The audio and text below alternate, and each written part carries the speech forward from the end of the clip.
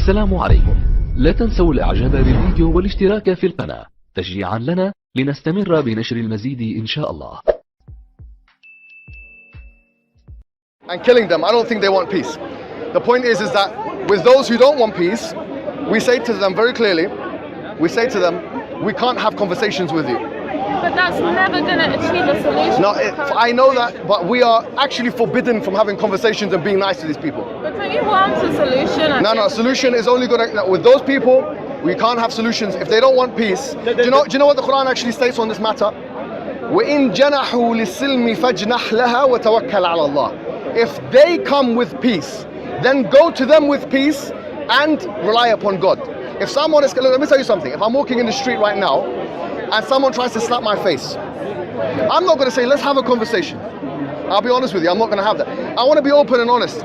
I'm saying that there are some non-negotiables, but you have not, they don't exist in this conversation. That's why I'm saying, with those particular people in the Jewish community like yourselves, moderates, who don't support the rogue state of Israel in their actions and bombardments of the Palestinian civilians, we say to you, look, we're willing to make any compromise that doesn't go against our religion with you in order to increase and enhance community cohesion. Even if it means someone like myself, who has a relatively large following, saying, you know what, if it upset you that we came to Golders Green, then honestly, I'm sorry about that. We didn't mean to upset you. And for the sake of community cohesion, we come forward and say, you know, if there's anything we can do to make up for that, we'll do it. She made an interesting point though, and I think he gave the answer to it. For example, which Muhammad Hijab said, in the Muslim community, if you have an extreme group of people who are being anti-Semitic, it's not really for us to say to the Jews, go and speak to them.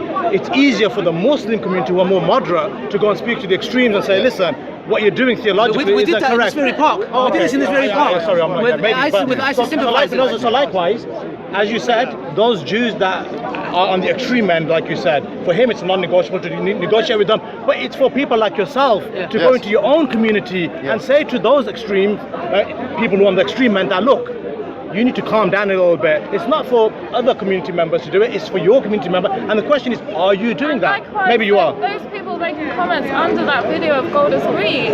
Okay, that's a good point, you mentioned it. Let me say it to you right now. Listen, ladies and gentlemen, anybody who makes a comment which is deemed as anti-Semitic, okay, by these intelligent young ladies, okay, who will email me and say this is the comments on whatever you find distasteful, I will take it down and I will block you from ever being able to make a comment on my channel again. Are you happy with that? Yeah, very. No, but that should be default position. Are people commenting? Yeah, no. No, that's look. Even here, if it's anti-Semitic, he said. No, Andrew. You know Aaron. The two Aaron and his friend. Yeah, they were chased out the park. They told us about that. Do you think when I see that I'm going to be like, oh, that's good, they're being chased out the park? Of course not. You know, people need to understand our default position is that we don't want to be gagged. We don't want to be told, oh, if you speak out against Israel, you're anti-Semitic. I'm not sorry, I don't buy that because it's...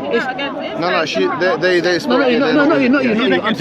I'm saying what I'm being told by radical Zionists. Yeah, they're saying if you speak out against Israel and they do it, you're anti-Semitic. And I'm like, well, that's as good as a Muslim speaking, like ISIS saying, if you speak out against us, you're an Islamophobe. That's pathetic. But that's what they would say. Yeah. The extremes of all groups. Exactly. You know what? Are you satisfied with the way this conversation is? Is there anything else you want to put forward to us? No, just that if you do really genuinely want a dialogue, I can take my number, I can introduce you to, you know, Jewish people and do it in the proper way. Fine, absolutely, no problem. We're speaking. One thing, could I throw in there for everybody?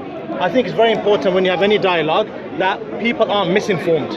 Yeah, so people aren't misinformed, and I always find naturally it's an emotive subject, so I'm not saying take emotions away, but people are misinformed on both ends. And I think when you come to a discussion table, you need to come with actual information, like something simple as, you know, I asked you, how do Israel defend themselves? And everybody just says Iron Dome, and they don't know about the David Sling or the Arrow 1, 2, and 3. That's a big misinformation, because then the next question is, and it has to be asked, where did they fund that from?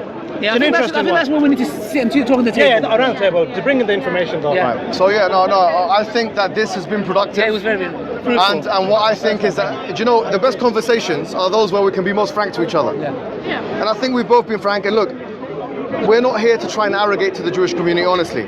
I genuinely believe, look, you're one of the only communities where we can eat your meat and where we can marry Jewish I mean, not that that's allowed. No, I didn't. Mohammed was getting excited. I didn't mean it. No, but there's a reason for that. The assumption of, and that's why I said the Prophet married a Jew, but he married a Jew who became Muslim, obviously, but she was ethnically Jew. We have prophets in our religion who are, we cannot be Muslim unless that we venerate them. Moses, David, obviously Solomon, and Jesus is, Jesus is a Jew as well. But the point is, and many more. So the point of, I don't know about if he's Israel. Yes. I don't know if he's Jewish. Anyway, the point is all in all now, I think it's been productive. If there's anything else, you can send emails or something like that. Anything that's on my YouTube page, you can find the email. And any comments that you don't like, anything like that. This has been very reasonable and very fruitful, so I thank you for coming over and saying what you've said. These are the kind of conversations that will, by the way, make transformative differences, I think, in the world. That people can see that we don't agree with everything.